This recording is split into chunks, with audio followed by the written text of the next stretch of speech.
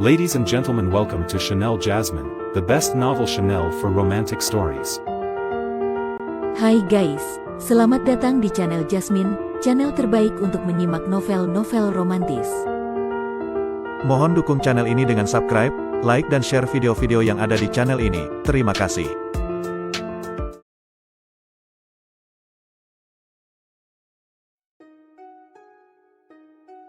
Perintah Kaisar Naga bab 4934, 4935, 4936. Ayo, dasar bodoh. Dev melambai ke arah Dahu. Dahu, bunuh dia, jangan menahan diri. Bawahu meraung dengan marah. Dahu mengangguk, lalu melompat ke atas panggung. Tubuh besar Dahu jatuh dengan keras kering, dan seluruh pasar gelap Bawahu bergetar. Debu di tanah beterbangan ke udara, membentuk kabut tipis di bawah cahaya. Matanya yang seperti lonceng tembaga menatap Dev, dengan api yang ganas menari-nari di pupil matanya, dan dua aliran udara putih menyembur keluar dari lubang hidungnya yang tebal, seolah-olah seekor binatang prasejarah yang marah sedang terbangun. Aku akan menghancurkanmu menjadi pasta, serangga kecil. Suara Dahu bagaikan gemuruh guntur, mengguncang lentera di sekitar arena dan menyebabkan api berkedip-kedip.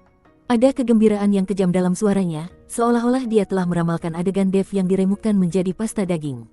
Dev hanya tersenyum menghina, dengan lengkungan berbahaya di sudut mulutnya.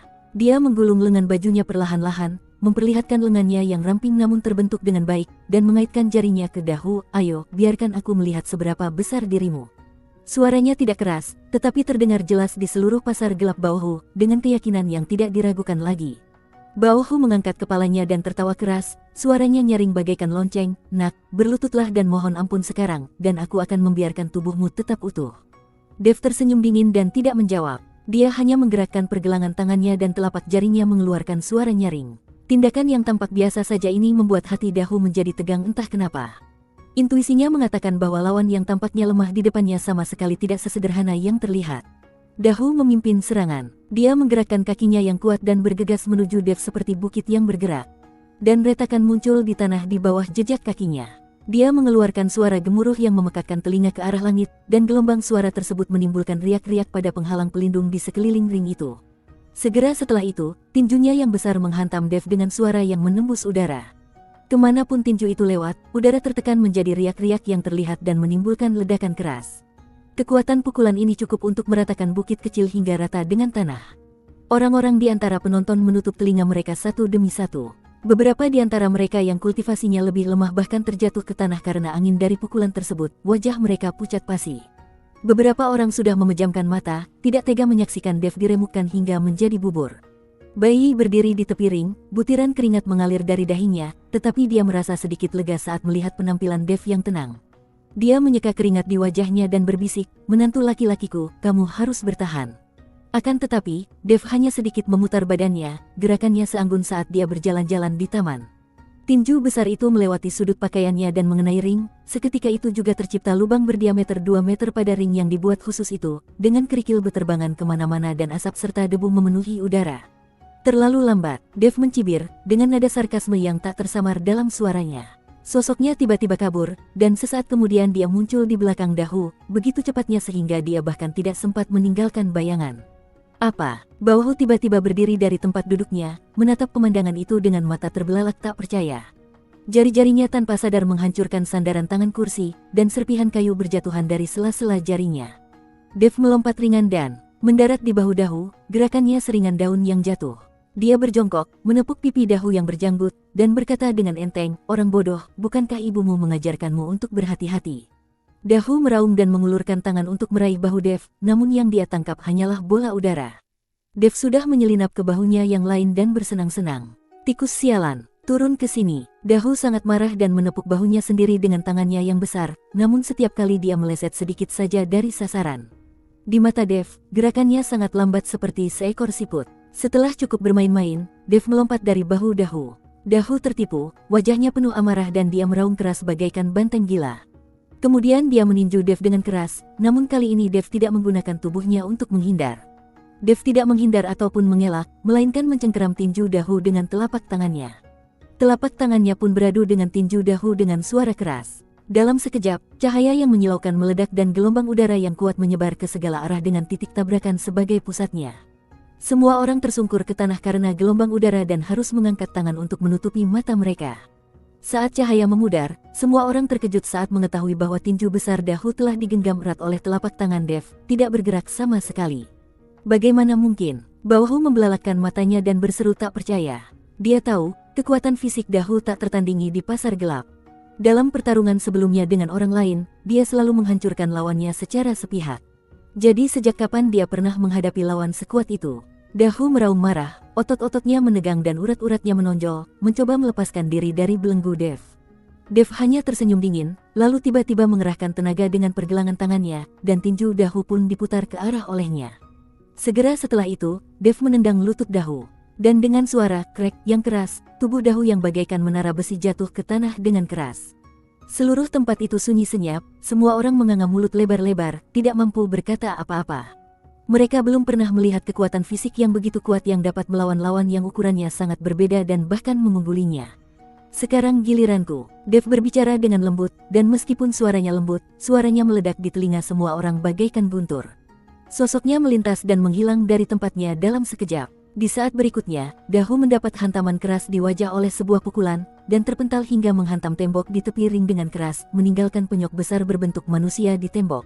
Dahu berjuang untuk berdiri, tetapi mendapati tubuhnya seperti runtuh dan setiap gerakan terasa sangat menyakitkan. Dev berjalan perlahan di depannya dan menatapnya, apakah hanya itu yang bisa kamu lakukan? Wajah Baohu menjadi pucat dan dia meraung, Dahu, cepat bangun dan bunuh dia. Dahu menggertakkan giginya dan berusaha sekuat tenaga untuk bangkit, tetapi Dev menginjak dadanya lagi. Dev mengerahkan sedikit tenaga, dan Dahu merasa dadanya seperti ditekan oleh gunung. Dia mengalami kesulitan bernafas dan penglihatannya menjadi gelap. Akui saja kekalahan, kata Dev. Mata Dahu terbuka lebar karena marah, tetapi dia harus mengakui bahwa dia sama sekali tidak berdaya menghadapi lawan yang tampaknya lemah ini. Dia mengangguk dengan susah payah, yang menunjukkan bahwa dia mengaku kalah. Dev menarik kakinya dan Dahu terjatuh ke tanah seperti genangan lumpur. Seluruh hadirin berteriak kaget dan memekakkan telinga, dan semua orang menatap Dev dengan mata penuh ketakutan dan kekaguman. Siapa lagi? Dev melihat sekeliling, matanya mengamati sekeliling, aku bisa mengalahkan 10 dari kalian sendirian. Wajah Baohu sangat muram. Dia menggertakkan giginya dan berkata, baiklah, nak, kamu punya nyali. Kalau begitu, kita akan maju bersama. Aku ingin melihat seberapa kuat dirimu. Sambil berbicara dia melambaikan tangannya, dan 10 master dari pasar gelap Baohu di belakangnya melompat ke atas panggung satu demi satu. Suara langkah kaki 10 master yang ganas itu terdengar bagai tabuhan genderang perang.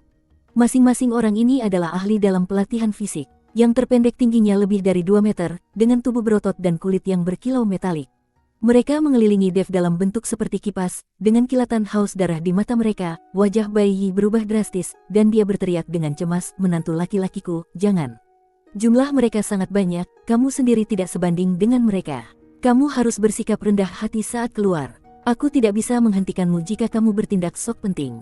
Bai Yi merasa cemas. Meskipun Dev memiliki tubuh yang kuat dan kekuatan yang tidak biasa, terlalu keterlaluan baginya untuk melawan 10 orang sendirian. Namun, Dev melambaikan tangannya, memberi isyarat kepada Bai Yi untuk tidak khawatir. Dia meregangkan bahunya dan berkata sambil tersenyum, kalian datang tepat waktu. Aku masih belum bisa puas. Wajah Baohu berubah marah dan urat-urat di dahinya berdenyut. Dia membanting meja di depannya dan berteriak, bunuh bocah bodoh ini. Master pertama yang menyerbu mengayunkan tinjunya seperti palu, dengan energi samar melilit tinjunya. Jelaslah bahwa dia telah mengembangkan kekuatan fisiknya secara ekstrim. Dev tidak menghindar atau mengelak, dan juga meninju. Tinjunya sangat kecil jika dibandingkan, tetapi itu membawa momentum yang tak terkalahkan. Krak, suara renyah tulang patah terdengar sangat keras di pasar gelap Baohu yang sunyi. Seluruh lengan lelaki kekar itu terpelintir menjadi sudut aneh, tulang-tulang putihnya menembus kulit, dan darah menyembur keluar. Dia berteriak dan terlempar mundur, menghantam pilar di tepi gelanggang, lalu jatuh pingsan ke tanah. Musuh kedua dan ketiga menyerang pada saat yang sama, yang satu memukul seperti palu lonceng dan yang lainnya menendang seperti cambuk baja.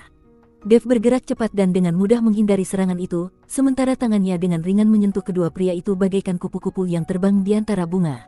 Ah! Salah satu master tiba-tiba muntah darah dan jatuh berlutut, sementara yang satu lagi meratap sambil memegang kakinya yang bengkok dan cacat. Setiap serangan Dev secara akurat mengenai titik vital mereka. Meskipun tampaknya sederhana, sebenarnya serangan itu mengandung kekuatan penghancur yang mengerikan. Dev seperti seekor harimau di tengah kawanan domba, dan dia mampu menangani pengepungan 10 master dari pihak Baohu dengan mudah. Gerakannya begitu cepat hingga menyilaukan, sehingga bahkan orang-orang dari pasar gelap Bauhu bahkan tidak bisa menyentuh sudut pakaiannya. Setiap kali dia menyerang, musuh akan jatuh sambil berteriak, ada yang lengannya patah, ada yang kakinya remuk, atau ada yang pingsan. Ketika para master pasar gelap Bauhu melihat kejadian ini, mereka merasa ngeri dan serangan mereka pun semakin ganas. Akan tetapi, Dev menjadi semakin berani seiring berjalannya pertempuran. Dan kecepatan dan kekuatannya menjadi semakin cepat. Di bawah serangannya, para master pasar gelap Bauhu jatuh ke tanah satu demi satu, dengan teriakan yang terdengar satu demi satu. Semua orang tercengang, mereka belum pernah melihat kekuatan tempur yang begitu dahsyat. Satu orang bertarung melawan 10 orang master, dan bukan saja dia tidak mengalami kerugian, tetapi dia juga mengalahkan lawan-lawannya tanpa ada kesempatan untuk melawan balik. Ini sungguh di luar pemahaman mereka. Apakah ini masih manusia? Seseorang bergumam pada dirinya sendiri. Bagaimana kekuatan fisiknya bisa begitu mengerikan? Kata orang lain dengan tidak percaya.